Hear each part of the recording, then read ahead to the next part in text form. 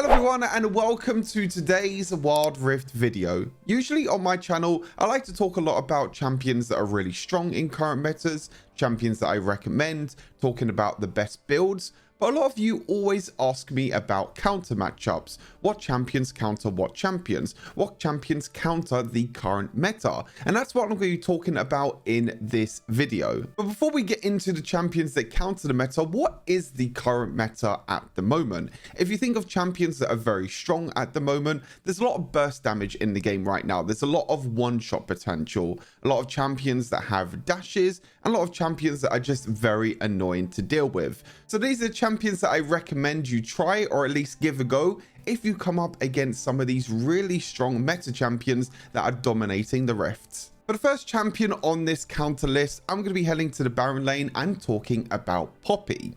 Now, I already spoke about how damage is very high right now, burst damage is very high, and a lot of champions like to dash onto you and try and one-shot you before you can even escape. But Poppy is a champion that is actually very difficult to one-shot. She can stack up so much HP over time from runes like Grasp the Undying, from items such as Heartsteel and Sunfire Aegis, making her very tanky. But it's not only her tankiness that makes her very strong, it's also her damage and her other abilities. Her passive allows her to gain a shield, and this cannot be denied by enemy champions. So when you're in team fights, you can always look to see where your passive drops to give yourself an extra shield. You also have your second ability, which can actually block enemy champions from dashing on top of you. So if a Kha'Zix or a Veigar or anyone tries to dash on top of you, when you use your second ability, you will stop them in their path, stun them, and deal bonus damage. And then on top of that, you have your third ability. So if you do stun someone with your second ability and they're standing close to a wall, you can then chain that CC with your third ability, stun them up against the wall, and even use your ultimate on top of that as well. And it's actually scary to think about how much damage Poppy can actually deal with how much tankiness she has in her back pocket. And your ultimate is one of the biggest game changers in the game. Being able to knock enemy champions away makes it so you can always have an advantage in a team fight. You can use your ultimate for damage by just tapping the ability and using it when you stun enemies up against the wall. But the best part is around team fights, around objectives like dragons and barons. You use your ultimate, you knock the enemy jungler away, you can actually secure objectives by yourself. And on top of that, you can use this in team fights to knock the front line away to give you easier access to the back line. So overall, I feel like Poppy is one of the best counters to play right now in the Baron lane if you want to focus more on team fights and stopping assassins jumping onto your backline. And she's also one of the strongest to play as well. From one of the easiest champions to play to one of the most difficult champions to master, Lee Sin is going to be my counter pick for this patch in the jungle. And you might be thinking, Stuart, Lee Sin is already meta. Lee Sin is already one of the strongest junglers. Well, saying that to my teammates, because I never see Lee Sin in any of my games, even on the enemy team as well. And I think people are really underestimating the power of Lee Sin. He already has a lot of burst damage, a lot of mobility. Yes, he's a much more difficult champion to master, but once you understand the basics of Lee Sin, he could be one of the best champions to play. But getting back on topic with speaking about counters to the meta, Lee Sin is the best counter to two of the strongest junglers right now in the game, Kha'Zix and Veigar. One of the reasons why these two champions are very strong right now is their ability to turn invisible. And Lee Sin can actually reveal invisible champions with his first ability or even his third ability. And on top of that, his burst damage with his combos and his ultimate having the crowd control, you can sometimes be the first person to deal damage towards champions like a Kha'Zix and a Veigar and deal burst damage before they can even escape or even have an opportunity to deal damage back to you. And that for me is one of the main reasons why I feel like Lee Sin should be played a lot more in this meta. I feel like he's one of the best champions to counter meta champions. He is also very powerful in his own right as well. If you understand how to use his combos, you can use his mobility to get onto the backline, kick champions into your team. You can make a huge impact when it comes to team fights and carrying in Wild Rift. My mid lane pick to counter the meta in this patch is going to be Veigar. Veigar is a champion that has unlimited scaling. He will always be gaining ability power throughout the game. There's no cap on how much ability power you can get from his passive. As long as you last hit minions with your abilities, you will keep gaining ability power. And this makes it very powerful when you have champions like Riven, Aatrox trying to jump on top of you, because you can deal so much burst damage. Even if they build more of Malmortius, your burst damage is still going to outscale the amount of mag resist that they can go in their build, because your ability power is going to keep on scaling. And on top of dealing a lot of damage to a lot of these assassins and bruisers that are going to be jumping on top of you, his third ability, the Cage, is one of the strongest abilities in the game. You can use this when champions dive on top of you, you can use them on choke points around objectives, or even when sieging towers. And when you put this Cage down, it makes it very difficult for champions to maneuver around the Cage or even try and dive on top of you. And as long as you can keep that distance between yourself and these enemy bruisers, these enemies assassins, when you're using your abilities, or if you can stun champions with your Cage, that burst damage that you can deal against these assassins and bruisers, which are very powerful, is going to be so impactful when it comes to team fights or even trying to pick enemies off guard.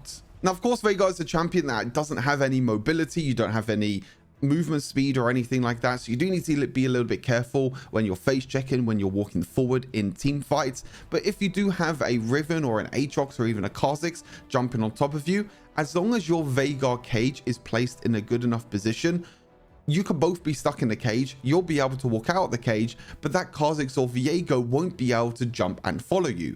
And if they do, make that mistake of jumping and following you, that stun that you could do on the cage, use your abilities, use your burst damage with your ultimate and your other abilities, and that will be enough to change the tide when it comes to assassins and bruisers diving on top of you.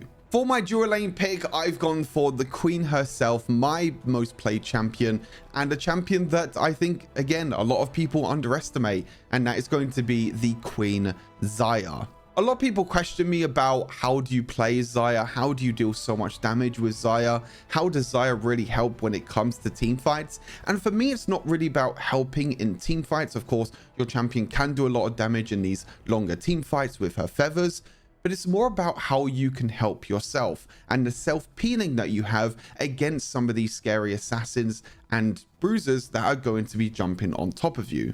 Of course, Xayah's feathers are a core part of Xayah's gameplay, being able to pull back feathers, dealing a lot of damage. But on top of the damage that she can deal by pulling back her feathers, she can actually root enemy champions as well, which makes it very, very important for Xayah being able to peel back, being able to run away from enemy champions, or even being able to chase them as well to try and deal more damage with your auto attacks. And that's one of the main reasons why I feel like Xayah is very powerful right now, is not only you have a lot of damage in longer team fights, but you also have crowd control with your feathers. But it's about knowing when to use your feathers at the right time. It's about stacking the amount of feathers that you can deal. Use your first ability, auto attack a few times, then use your second ability and auto attack a few times. Have the most efficient way possible to bring out the most amount of feathers on the map, and then always have that on the back of your mind as well. Where are my feathers placed? If I use my third ability, do I need to flash a certain distance? Do I need to flash a certain direction to guarantee that the root is going to hit the enemy champion?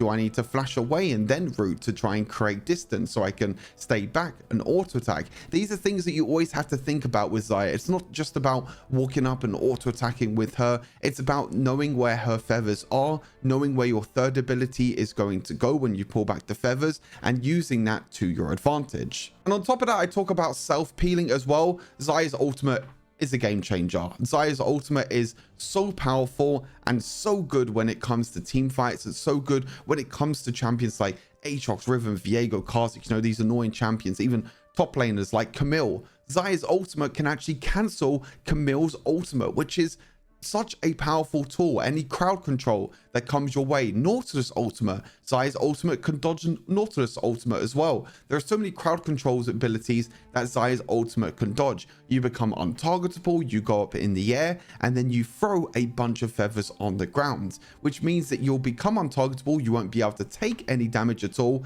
and that Kha'Zix and Riven might be jumping on top of you. You just use your ultimate straight away, and as soon as you use your ultimate, use your third ability, which is going to root them, and then you have a way of escaping. These tools that you have in your kit not only help you when it comes to, dealing damage, but it helps you when it comes to surviving in team fights, which is very difficult right now when it comes to Wild Rift, I have to say. Surviving in team fights and surviving against a lot of this burst damage is very difficult. We talk about one of the best AD carries in Varus right now. Varus is one-shotting every champion on the map right now with the AP build. But if you use Xayah's ultimate at the right time, when Varus uses an ultimate, you dodge all of his abilities. Or even if you get rooted by Varus ultimate, you just use your ultimate straight afterwards when Varus is going to use his first ability, and that's a lot of his burst damage gone, which means that you have a big advantage and you can actually win sometimes the 1v1 duel against Varus. For my support pick, I've gone with Senna to counter the meta. Now, hear me out. I know there's a lot of hate towards Senna. I know there's a lot of people out there that don't like to see Senna in the games, but honestly, hear me out. Senna does have some crazy interactions now with some runes like Empowerment and also Shield Bash, which work really well with her first ability, since her first ability heals and also deals damage, which is obviously great with Shield Bash. And her damage is absolutely insane at level 1 and the early levels. And if you come up against these really annoying enchanter supports like Lulu, like Milio, like Nami, Senna is one of the only champions that can actually outrange all of these supports in the early game and can deal damage and heal at the same time. And usually the only other champion that can really do that is Nami, who is also one of the strongest supports right now. And you know how annoying it is to come up against a Nami that's walking up, using her second ability on herself, which she heals herself, and then she also deals damage at the same time. And you feel like you can never really win that trade. You can never really win the early game.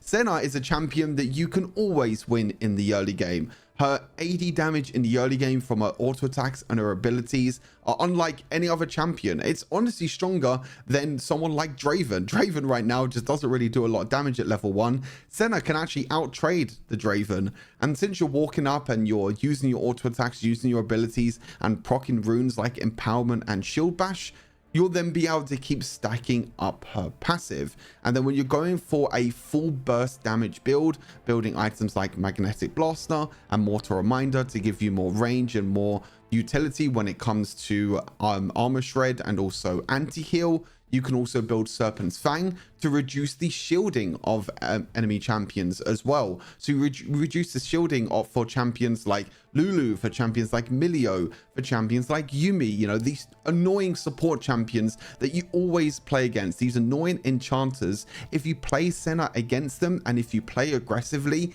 and win this early game, you'll be able to snowball the game out of control. And it becomes very annoying for these enchanters to actually get back into the game. With Senna, I do feel like you do need a little bit of frontline though. So you need a little bit of frontline when it comes to maybe a top laner or a jungler playing a bruiser, because of course Senna, you can't walk up by yourself, which can be a little bit difficult. Of course, Senna does have invisibility as well with her third ability. So again, if you do get jumped on by any of these assassins, you can use your crowd control with your second ability and then use your third ability to be able to escape. You can also use this to help your teammates turn invisible as well, so they never know where your team is at any time. And with your ultimate being able to shield all of your team, that can give you a huge advantage when it comes to later game team fights. And that's going to do it for my top counter picks for the meta in Wild Rift. I'd love to hear all of your comments about the meta right now and about what champions you feel like are the best to counter the meta. So if there's a champion that you think I've missed out on, let me know down in the comments. And as always, make sure you like the video, subscribe to the channel, and I'll see you in the next one. Peace.